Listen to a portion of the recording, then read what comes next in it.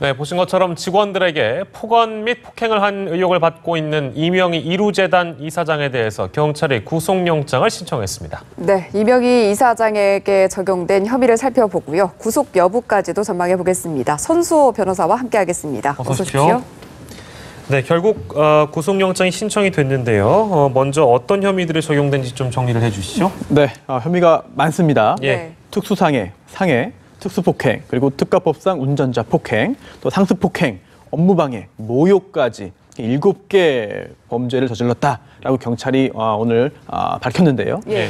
구체적으로 여러 가지 범죄가 있습니다. 특히 평창동 자택에서 출입문 관리를 제대로 하지 않았다는 이유로 경비원에게 가위를 던졌고요. 예. 그리고 또 구기동 도로에서는 또 차에 물건을 실어두지 않았다면서 운전기사를 발로 차서 다치게 한 혐의를 지금 받고 있고요. 또 영상이 공개됐기 때문에 많은 분들이 보셨을 겁니다. 인천 하얏트 호텔 공사 현장에서요. 이제 조경 설계업자에게 폭행을 했고 또 공사 자재를 또 발로 차면서 업무 방해를 한 혐의를 받고 있습니다. 또 그뿐만이 아니고요. 또 평창동 리모델링 공사 현장에서도 작업자에게 소리를 지르고 폭행을 한 그런 혐의를 받고 있는데 이제 총 피해자는 11명이고요. 또 24차례에 걸쳐서 이런 그 폭언과 폭행을 한 혐의를 받고 있습니다. 네, 이런 부분들을 고려해서 경찰이 영장을 신청을 했고 검찰은 어떤 결정을 내릴지 궁금한데요. 네, 경찰이 바로 영장을 발부할 수도 없고 청구할 수도 없습니다. 저희 검사를 거쳐야 하는 것인데요. 이번에 경찰이 검사에게 영장을 신청했고 검사가 청구해야 법원의 판단을 거쳐서 영장이 발부됩니다. 그래야 구속할 수 있는 건데요. 얼마 전에 조양호 회장의 자택 인테리어 공사 관련해서 수십억 원의 그 공사 비용을 이제 회사에 전가했다라고 해서 경찰이 구속영장을 신청한 적이 있습니다. 그런데 검찰이 기각하고 돌려보냈거든요. 그래서 수사를 다시 해서 재신청했지만 또 이제 검사는 받아주지 않았습니다. 결국은 구속되지 않았는데 이처럼 사실 사회적으로 지탄을 받고 그리고 또 사회적 약자에게 이러한 해서는 안 되는 행동을 했다고 해서 언제나 구속되는 건 아니거든요. 구속사유가 명확히 존재해야 됩니다. 따라서 지금까지는 이제 경찰의 판단이고요.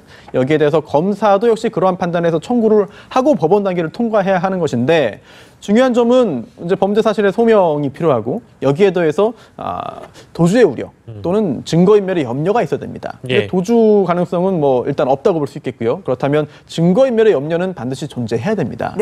물론 증거인멸의 염려를 판단하는 기준이 여러 개 있습니다만 일단 그 중에 하나가 다른 관련자들 또는 고소인들, 피해자들 진술을 다 종합해봤더니 굉장히 어떠한 범죄를 저질렀다고 볼 그 확률이 굉장히 높다.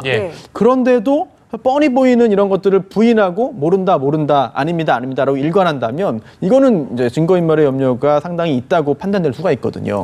따라서 경찰이 굉장히 많은 사람을 여러 차례 불러서 여러 가지 조사를 했는데요. 그 결과물이 검찰을 설득할 수 있을지 그리고 또 그 한 걸음 더 나아가서 법원에서 영장을 발부할 수 있도록 충실한 수사가 됐는지 여부를 좀 더 지켜봐야 될 것 같습니다. 네, 혐의가 아까 말씀하신 대로 적용된 혐의가 한두 가지가 아니라서 일단 처벌 수위도 좀 저희가 예상을 해봐야 될 것 같은데요. 어떻습니까? 네, 지금 이 7가지 범죄인데요. 사실 다 만약 사실이라고 한다면 굉장히 비난받아 마땅한 범죄들입니다. 그리고 또 피해자도 많고요. 또 2011년부터 올해까지의 어떤 그 행위만 검토한 거거든요. 굉장히 많습니다.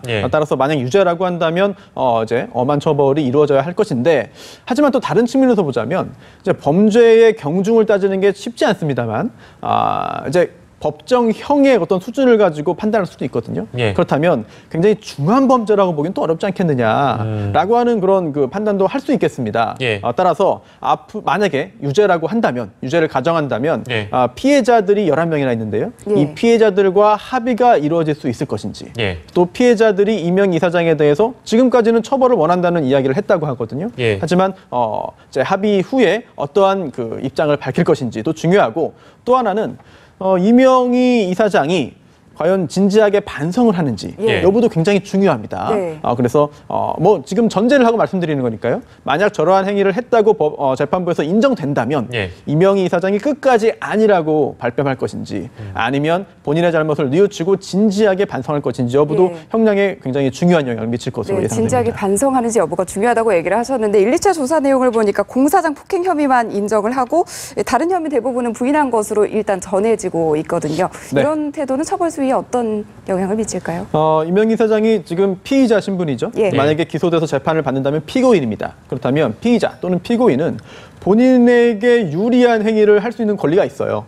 그래서 실제로 저런 행위를 지금 영상에 나오는 저 행위 이외에 다른 그런 행위들도 했다 하더라도 안 예. 했다, 모른다, 기억나지 않는다라고 말할 권리는 있습니다. 예. 예. 다만 중요한 것은 수사기관이 아닙니다. 실제로는 잘못을 했습니다라고 증거를 통해서 법관의 어떤 그 유죄의 확신을 이끌어내고 예. 또 유죄 판결을 받게 된다면 이 부분은 양형 즉 형량의 수위를 결정하는 데 있어서 크게 영향을 미칠 수가 있습니다. 네. 따라서 이명희 이사장이 앞으로 이제 수사가 또 보강될 테고요. 그리고 예. 또 기소된다면 재판이 벌어질 텐데 재판 끝날 때까지 쭉 지금의 입장을 일관되게 유지할 것인지 그리고 또 만약에 유지한다면 수사기관 즉 검사가 충분한 증거를 통해서 이명희 이사장이 거짓 진술을 하고 있다는 점을 밝혀낼 수 있을 것인지 예. 여부에 따라서 형량에도 큰 영향이 미쳐지겠죠. 네, 이명희 이사장 관련 케이스는 이 정도고요.